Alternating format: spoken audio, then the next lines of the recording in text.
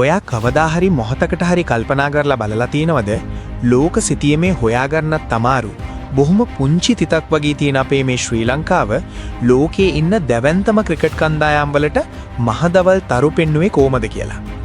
අදටත් ඕස්ට්‍රේලියාව එංගලන්තය වගේ රටවල් වල හිටපු ප්‍රවීණ ක්‍රීඩකයින් ශ්‍රී ලංකාව කියන නම ඇහෙද්දි පුදුමාකාර ගෞරවයක් වගේම සියුම් බියක් දක්වන්නේ ඇයි කියලා ඔයා හිතලා තියෙනවද?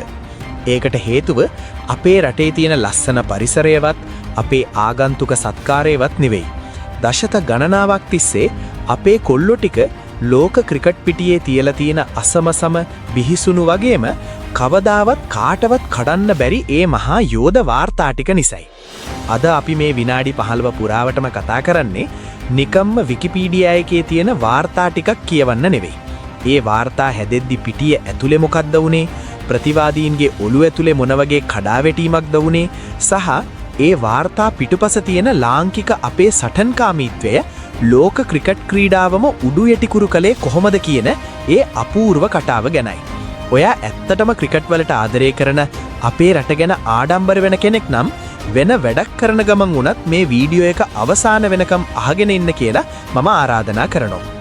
මොකද මේ කතාව අහලා ඉවර වෙද්දී ඔයාගේ ඇඟේ හිරිගඩු පිපිලා අමුතුම අභිමානයක් ඇති වෙන එක නම් මට සහතික කරලා කියන්න පුළුවන්.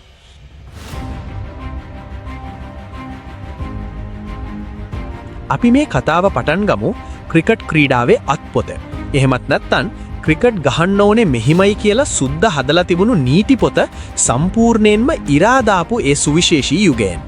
1996 ලෝක කුසලානය ගැන කතා කරද්දී අපිට සනත් ජයසූරියව සහ රොමේෂ් කලුවිතාරණව අමතක කරන්නම බෑ. ඊට කලින් යුගයේදී ලෝකයේ ඕනෑම රටක ආරම්භක පිටිකරුමන් කලේ මුල් පන්දුවාර 15 ඇතුළත කඩුළු නොදී බෝලෙට ගහලා ලකුණු 20ක් 30ක් ගන්න එකයි. ඒක තමයි ඒ කාලේ තිබුණු ක්‍රමය. ඒත් සනත් සහ කලු මේ සම්ප්‍රදාය සම්පූර්ණයෙන්ම කඩලා බිඳලා කුඩු කරලා දැම්මා. මුල් පන්දුවාර 15 ඇතුළත පන්දු රකින්නන්ව යාර 30 සීමාවෙන් ඇතුළේ තියන්න ඕනි කියලා නීතිය Tamanගේ වාසියට හරවගත්තේ කොහොමද කියලා මේ දෙන්න මුළු ලෝකෙටම පෙන්නුවා. සනත් ජයසූරිය පන්දු 17කින් ලබාගත්තු ඒ වේගවත්ම අර්ධශතකය සහ පන්දු 48කින් ලබාගත්තු ඒ වේගවත්ම ශතකය ගැන පොඩ්ඩක් හිතලා බලන්න. ප්‍රේක්ෂකයෝ ග්‍රවුන්ඩ් එකට ඇවිල්ලා තමන්ගේ අසුන්වල වාඩි වෙන්නත් කලින් සනත් තමන්ගේ අර්ධශතකය සම්පූර්ණ කරලා ඉවරයි. ඒක නිකම්ම වේගයෙන් ලකුණු ගහපු එකක් නෙවෙයි. පන්දු යවන්නෙක් වේගයෙන් දුවගෙන ඇවිල්ලා පන්දුව දාන්න හදද්දී ඊළඟට මොකක් වෙයිද කියන මර බය ඔහුගේ හිතේ ඇති කරන්න සනට්ට පුරුවම් වුණා. ලෝකයේ හිටපු භයානකම වේග පන්දු යවන්නන් පවා සනට්ට පන්දු යවන්න බිය වුණා. සනත් කියන්නේ නිකම්ම පිටිකරුවෙක් නෙවෙයි. ඔහු ප්‍රතිවාදීන්ගේ මානසිකත්වයේ විනාශ කරපු මහා කළු කුණුටාවක් කියලා අදකත් විචාරකයෝ කියන්නේ අන්න ඒ නිසයි. දැන් අපි කතා කරමු ටෙස්ට් ක්‍රිකට් ඉතිහාසයේ තවත් අමතක නොවන කවදාවත් මකා දාන්න බැරි පරිච්ඡේදයක් ගැන. ටෙස්ට් ක්‍රිකට් කියන්නේ ඉවසීමේ ක්‍රීඩාව. හැබැයි ඒ ඉවසීමෙන් ලෝකයක් පිස්සු වට්ටන්න අපේ අයට පුළුවන් වුණා.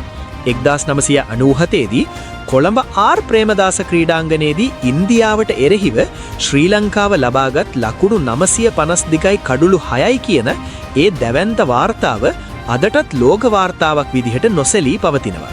මේ තරඟයේදී මුලින්ම පන්දුවට පහර දුන්නු ඉන්දියාව ලකුණු 532ක් ගැහුවා. සාමාන්‍යයෙන් එහෙම ලකුණු ගාණක් ගැහුවම ඕනෑම කණ්ඩායමක් මානසිකව වැටෙනවා. ඉන්දියානු ක්‍රීඩකයොත් හිතුවේ ලංකාවට මේක කවදාවත් ගහන්න බැරි වෙයි අපි දිනුම් කියලා. ඒත් එතනින් පස්සේ දවස් දෙකක් පුරාවට ඉන්දියානු කණ්ඩායමට උනේ මහ පොළව පලාගෙන යන්න හිතන තරමේ වැඩක්. සනත් ජයසූරිය ලකුණු 340ත් රොෂාන් මහනාම ලකුණු 225ක් ලබාගෙන දවස් දෙකක් පුරා එක දිගට පන්දුවට පහර දුන්නා. කොළඹ තියෙන ඒ මහා රස්නේ මැද්දේ දහඩය පෙරාගෙන ඔවුන් දෙදෙනා දෙවෙනි කඩුල්ල වෙනුවෙන් ලකුණු 576ක මහා සබඳතාවයක් පැවැත්තුවා. මේක ඒ කාලේ හැටියට මහා ලොකු අරුමයක් වුණා. ඉන්දිය පන්දු යවන්නන් කොච්චර අසරණ වුණාද කියන්නන් අනිල් කුම්බ්ලේ වගේ ලෝක පූජිත පන්දු යවන්නන්ට පවා කරගන්න දෙයක් තිබුණේ නැහැ. අන්තිමට ඉන්දියානු ක්‍රීඩකයෝ ග්‍රවුන්ඩ් එකේ වාඩි වෙලා හිටියේ කවදාවත් මේ මැච් එක ඉවර වෙන්නේ නැහැ කියන මානසිකත්වයෙන්. ඒ තරම් දරුණු විදිහට අපි ඔවුන්ව මානසිකව පරාද කළා. අදටත් කණ්ඩායමක් ලබාගත් වැඩිම ටෙස්ට් ලකුණු ප්‍රමාණය විදිහට තියෙන මේ වාර්තාව දිහා බලද්දී අපිට දැනෙන්නේ පුදුමාකාර ආඩම්බරයක්.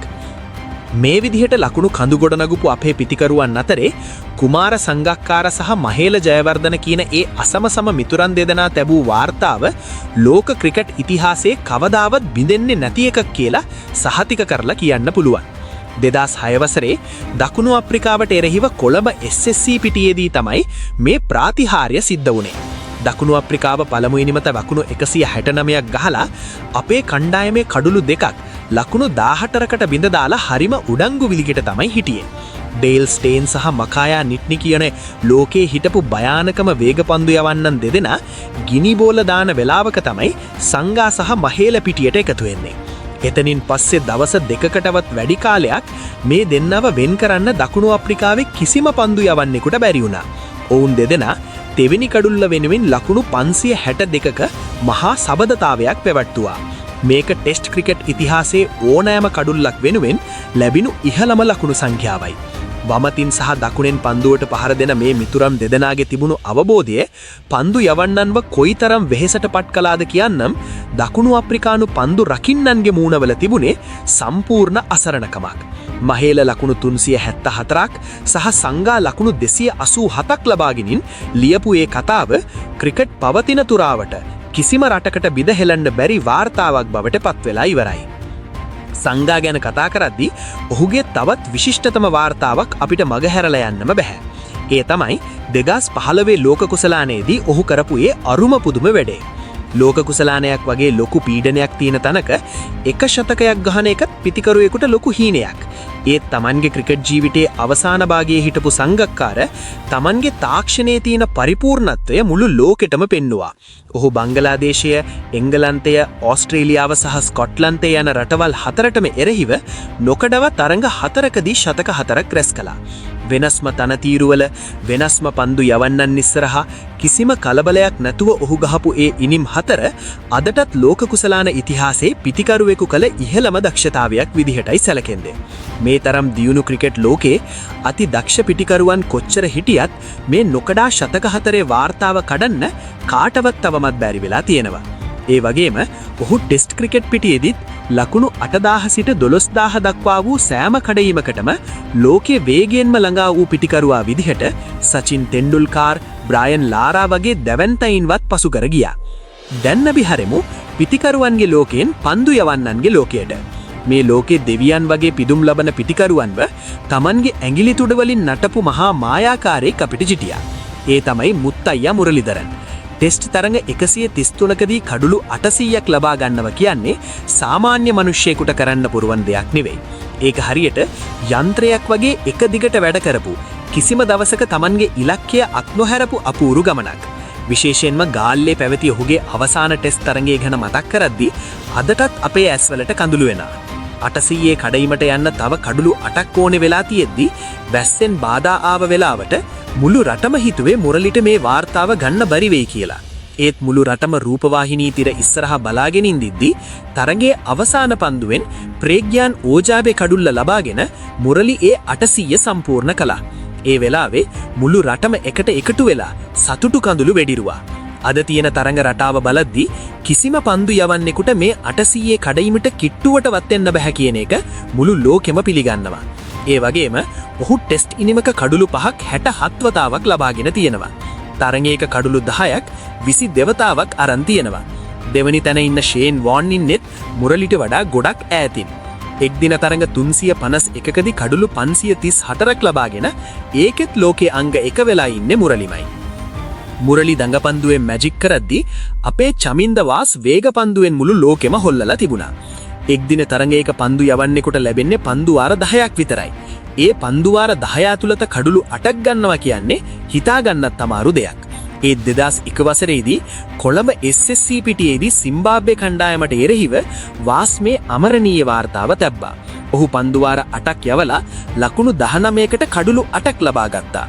වාස්ගේ ඒ ඇතුළට දෝලණය වන පන්දුවලට මුහුණ දෙන්න බැරුව සිම්බාබ්වේ පිටිකරුවන් හරියට නිකන් ඇවිදින මලමිනියෝ වගේ තමයි එදා ආපහු ක්‍රීඩාගාරයට ගියේ. වාස් කියන්නේ නිකම්ම වේගයෙන් පන්දු යවපු කෙනෙක් නෙවෙයි. ඔහු Tamanගේ පන්දුව හරියටම පාලනය කළා. පන්දුව දාන්න ඕනේ තැන ඔහු හරියටම දැනගෙන හිටියා. අදටත් එක්දින ක්‍රිකට් ඉතිහාසයේ හොඳම පන්දු යැවීම ලෙස වාර්තා පොත්වල රන්නකුරින් ලියවිලා තියෙන්නේ ලාංකික අපේ වාස්ගේ මේ සුපිරි පන්දු යැවීම. වේග පන්දු යැවීම ගැන කතා කරද්දී ලසිත් මාලිංග කියන ඒ අරුම පුදුමතර අපිට අමතක කරන්නම බෑ. ලෝක කුසලානයක් වගේ තරණයක කොච්චර පීඩනයක් තියෙනවද කියන එක අපි කවුරුත් දන්නවා. ඒ පීඩනයේ මැද්දේ එක දිගට පන්දු 4කදී කඩුළු 4ක් ගන්නවා කියන්නේ අදහන්න බැරි තරමේ වික්‍රමයක්. 2007 ලෝක කුසලානයේ දකුණු අප්‍රිකාවට එරෙහිව පැවති තරඟයේදී දකුණු අප්‍රිකාවට ජයග්‍රහණය පෙනපෙනී තියෙද්දි තමයි මාලිංග පන්දු යවන්න ආවේ. කාටවත් හිතාගන්න බැරි වුණු ඒ අමුතුම ඉරියව්වෙන් ඔහු එල්ල කළ මාරණාතික යෝක පන්දු හමුවේ ෂෝන් පොලොක්, ඇන්ඩ්‍රු හෝල්, ජක් කලිස් සහ මකායා නිට්නි කියන බැවැන්තයෝ 4 දෙනාම එක දිගට දැවී ගියා.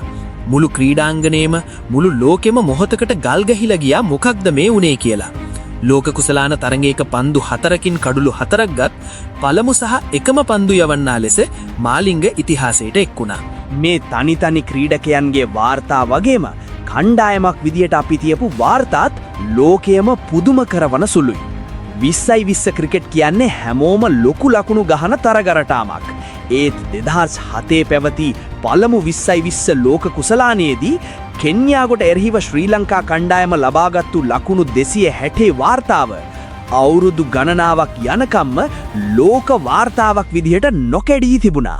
සනත් ජයසූරිය සහ මහේල ජයවර්ධන එදා ගහපු ඒ සුපිරි පහරවල් වලට කෙන්යානු ක්‍රීඩකයින්ට උත්තර තිබුණේ නැහැ. ඒ වගේම ශ්‍රී ලංකාව කියන්නේ ජාත්‍යන්තර ක්‍රිකට් කවුන්සිලේ පවත්වන ප්‍රධානම කුසලාන සියල්ලම ජයග්‍රහණය කරපු ලෝකයේ තියෙන අතලොස්සක් වූ රටවල් වලින් එකක්. 1996 එක්දින ලෝක කුසලානය, 2002 ශූරයන්ගේ කුසලානය සහ අපි කවදාවත් අමතක නොකරන 2018 2020 ලෝක කුසලානය අපි ජයග්‍රහණය කළේ අපේ කොල්ලන්ගේ තියෙන අසම සම එකමුතුකම නිසයි. මේ හැම ජයග්‍රහණයකින්ම අපි ලෝකෙට පෙන්නුවේ අපි කොච්චර කුඩා රටක් වුණත් අපේ හිතේ තියෙන ධෛර්යය සහ දක්ෂතාවය ලෝකයේ කිසිව රටකට දෙවනි වෙන්නේ නැහැ කියන එකයි. ඉතින් මේ විනාඩි 15 පුරාවට අපි කතා කළේ නිකන් ක්‍රිකට් වාර්තා 12ක් ගැන නෙවෙයි. මේක තමයි අපේ ලේවල දුවන අපේ අභිමානය කියන දේ ලෝකෙටම පෙන්නපු ශ්‍රී ලංකා ක්‍රිකට් ඉතිහාසයේ ස්වර්ණමය සලකුණු ටික. මේ වාර්තා පිටිපස්සේ තියෙන්නේ අපේ ක්‍රීඩකයන්ගේ දහඩිය, කඳුළු, කැපවීම සහ රට වෙනුවෙන් ඔවුන්ගේ හිතේ තිබුණු අසීමිත ආදරය. තාක්ෂණය කොච්චර දියුණු වුණත්, සල්ලි කොච්චර තිබුණත් ලෝකයේ ප්‍රබල රටවල් වලට කවදාවත් සල්ලි වලට ගන්න බැරි දෙයක් අපේ ක්‍රීඩකයන්ට තිබුණා. ඒ තමයි කිසිම වෙලාවක අත නොහැර සටන් කිරීමේ ගුණය. ඉතින් මේ කතා කරපු අමරණීය වාර්තා අතරින් ඔයාව වැඩියෙන්ම පුදුම කරපු, ඔයාගේ හිතට තදින්ම කාවැදුණු කරුණ මොකක්ද? එහෙමත් නැත්නම් මම මේ වීඩියෝ එකෙන් කතා කරපු නැති ඔයා දන්න තවත් මේ වගේ විශේෂ ක්‍රිකට් මතකයන් තියෙනවා නම් අනිවාර්යෙන්ම පහලින් කමෙන්ට් කරන්න. ඒ වගේම අපේ රටේ මේ අභිමානවත් ඉතිහාසය හැමෝටම මතක් කරලා දෙන්න මේ වීඩියෝ එක ඔයාගේ යාළුවන් අතරේ බෙදා ගන්නත් අමතක කරන්න එපා. මේ වගේම කුතුහලය දනවනේ අපේ කතාන්දරය කියන තවත් වටිනා වීඩියෝ බලන්න අපේ නාලිකාව සබ්ස්ක්‍රයිබ් කරලා දිගටම අපිත් එක්ක රැඳී ඉන්න කියලා මම ආදරෙන් මතක් කරනවා. එහෙනම් තවත් මේ වගේම විශිෂ්ට වීඩියෝ එකකින් අපි ඊළඟ දවසේ හමු වෙමු. හැමෝටම ජය වේවා. පරිස්සමෙන් ඉන්න.